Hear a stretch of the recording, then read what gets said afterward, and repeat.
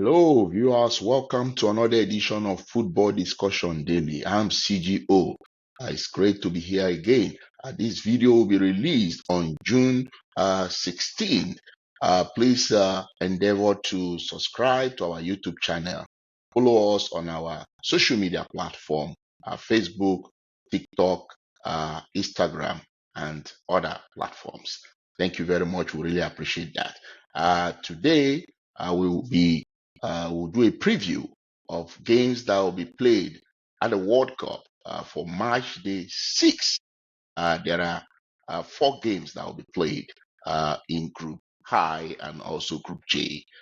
In Group I, France, finalists of the last FIFA World Cup in 2022, they will be confronting against the Teranga Alliance of Senegal in their World Cup opener.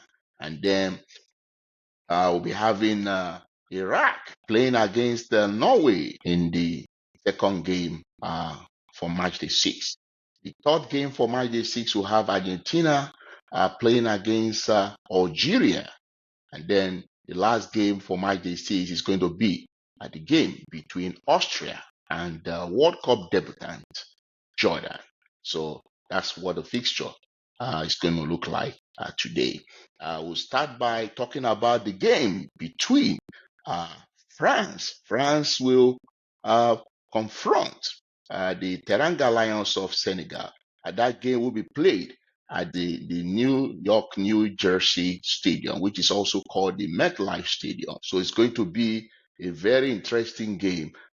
One thing that is so important about this game is that the French team won't forget what happened to them when they played against the Teranga Lions of Senegal in 2002 World Cup in South Korea. I remember that the Senegalese in that game defeated reigning champion France in Seoul. France were the defending champion then, but they played against debutant Senegal, and Senegal got their goal through the guy they call Papa Bouba Diop. He scored that historic goal for Senegal to create a very big upset in that encounter. So I'm sure the French won't forget what happened that particular tournament. And the sad thing is that the French team, despite being the defending champion, they were knocked out from the group stage of that competition. So this time around, it's going to be like a revenge mission for the French team. And then for Senegal, they would like to rewrite history. That would be what would be in the minds of the Senegalese player as they confront the French team at the MetLife Stadium. It promises to be an explosive game, definitely, because both sides, they have very quality players in their team. And I'm sure the coach of France, Didier Deschamps, is going to be trying to strategize on how to get victory in their World Cup opener in this encounter against the Senegalese. While Pape Thiaw, the coach of Senegal, will also be looking for a way to ensure that Senegal are able to start on a good footing. It's not going to be easy for any of the teams. The French team, when you look at the kind of quality of players they have and the depth in their squad, one would say they are the favorite to win this game. But Senegal is a team on their day. They can beat anything. That's how good the Senegalese team are. Very determined team. It's a team that is fearless when it comes to playing opponents. So it's going to be an interesting game. The French team, they will most likely play tactical formation of 4-2-3-1. In goalkeeping, we should have Mike Magnan in goal. And in defense, we should have Theo Hernandez, we should have William Saliba, we should have Upamecano, and then Jules Kande in the defense. And then the double pivot midfield, we should have Hydrin Rabiot and then we should have Chouameni playing that, and then the attacking trio we should have Desiree Due, we should have Michael Olise and Usman Dembele, and then yeah, main striker is going to be Kylian Mbappe, who happens to be the captain of the team. For the Senegalese, they will be having Edouard Mendy in goal. They are most likely they're going to play a 4-3-3 tactical formation. In defense, we should have their former defense, El Haj Malik Diouf, who plays for West Ham. We should have Halidao Koulibaly. We should have Musa Nikate, and then Diata playing in the former defense.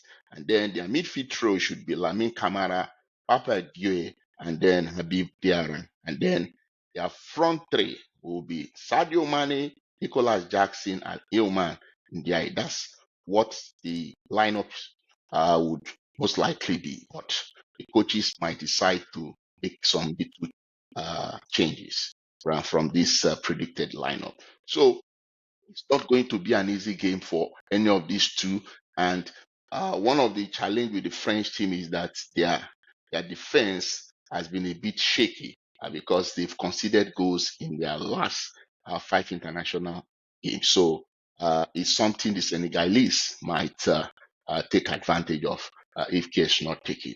On paper, people will say the French team will win this game, but we can't write off the Senegalese. The Senegalese are very good, especially when it comes to games of this magnitude.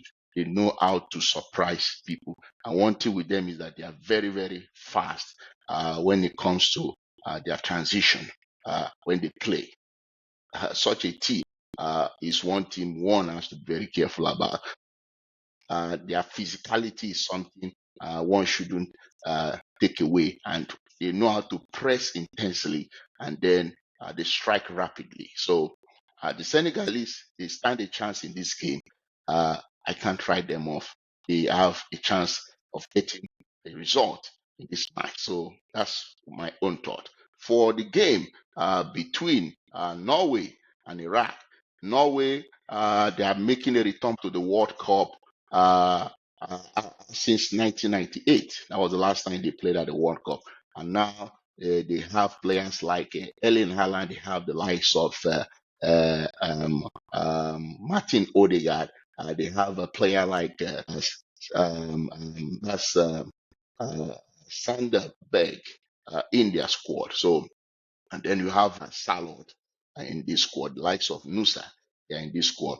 Norwegian team, when you look at the quality of players they have, they will most likely stand the advantage of winning this game. That game will be played at the Boston Stadium, and the Iraq team, they will be making a return. The last time they were at the World Cup was in 1986, hosted by Mexico. So that's 40 years after they are making a return back to the World Cup. This team, what I foresee is they will likely play more of a low block if they want to stand the firepower of the Norwegian team. The Norwegian team will most likely play tactical formation of 4-3-3. That's what they are used to playing. For the Iraqi team, they would like to be more compact. So we don't know, though the normal formation they play is 4-4-2, sometimes 4-2-3-1. But in this game, you never can tell. The coach might want to crowd the midfield. He might decide to play 4-5-1 formation. This is the first game. We don't know what their head coach, Graham Arnold, would like to adopt in this game. But for them to get something positive in this game, they will have to have defensive discipline.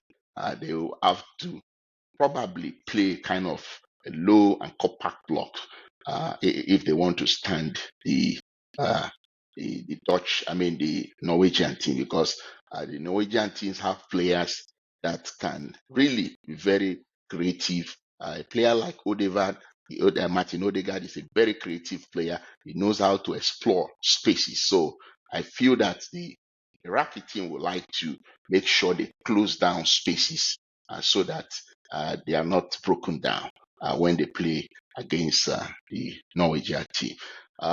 I think Norway is favored to win this game, but first game, anything can happen. We also what happened in match the 5 games. So games that you think certain opponent, we all thought Spain is they are gonna win Cape Verde, but Cape Verde surprised everyone. Very compact, and they were able to get a draw in that game. So this game, first games, teams can always come with surprises because nobody knows what they will really be coming with. So, but I think Norway is favored to win, but the Iraqis, it's big spring a surprise. So that is it for the game between Norway and Iraq. Now we're talking about the game between Argentina uh, against Algeria. The game will be played at the Kansas City Stadium. That's where the game will be taking place. And the Argentines, they are the defending champion. I think the only time they've played against Algeria was on June 5, 2007, when they played in a highly entertaining international friendly game at the Camp Nou in Barcelona. Argentina won that game 4 goals to 3. So what it means is that Argentines, they played against Algeria once, but not at the World Cup. So this is the first time they will both be playing each other at the World Cup. And the Argentine team will are the defending champion. When you look at the uh, quality of players the Argentines have, one would say Argentina are favored to win this game. When you have a midfield that has Enzo Fernandez, Alexi McAllister, and then Rodrigo de Paul, definitely they will most likely control the tempo of the game. So Argentina have better pedigree than the Algerians. So definitely they are favored to win this game. And then you have a Lionel Messi who knows how to pull the strings. He is very intelligent player. It is somebody who has won the Ballon d'Or, I think 8 times or so. So such a player, despite age not being on his side, he still has those quality to cause a lot of harm and damage to an opponent. And then they'll be banking on a player like Lautaro Martinez, the likes of Julian Alvarez to help them in the attack to cause harm to the Algerian team. For the Algerian team, the likes of Ryan Nuri will try to stop players like Messi and other attackers from getting to create problems for them. Nigeria will be banking on players like Bentaleb. They will be banking on Ryan Mahrez to help them create some kind of offset in this game because those are the players that will be playing up front for the Algerian team. So for this game, it's obvious that Argentina are favorite to win this game. And then for the last game, for matchday 6, Austria will be playing against debutant Jordan. Yes, the game will be played at the San Francisco Bay Area Stadium, which is also known as the Levy Stadium. So uh, the Jordan team, this is going to be their first time at the World Cup, and this is the first time they will also be playing against Austria. Austria is a team with great quality. They have been coached by Ralph Ragnick, and this is a team that plays with the intensely physicality. They also high pressing European side. For Jordan is a team being coached by Jamal Selami. He's the one in charge of this team, and they are going to be banking on playing more of a low block, compact kind of game, and they will be hoping that while playing this low block style, they will also be able to uh, uh, counterattack the Austrian team because it's not a team that would like to play toe to toe against Austria. So I think they will be relying on their deep line low block and then playing a kind of a counter in order to defeat the Austrians. Austrians, their tactical formation for this game is most likely to be a 4-2-3-1. Jordan will either play a 3-4-3 or a 5-4-1. I foresee a situation where they will play in a 5-4-1 tactical formation because they really need to be very compact defensively if they really want to survive Austria. Austria will have Marcel Sabitzer uh, trying to control the tempo of things in the midfield. Very good midfielder. I think the Austrian team will be banking on his quality. The likes of Chukwuemeka, Kani Chukwuemeka will be players to look out for in the Austrian squad.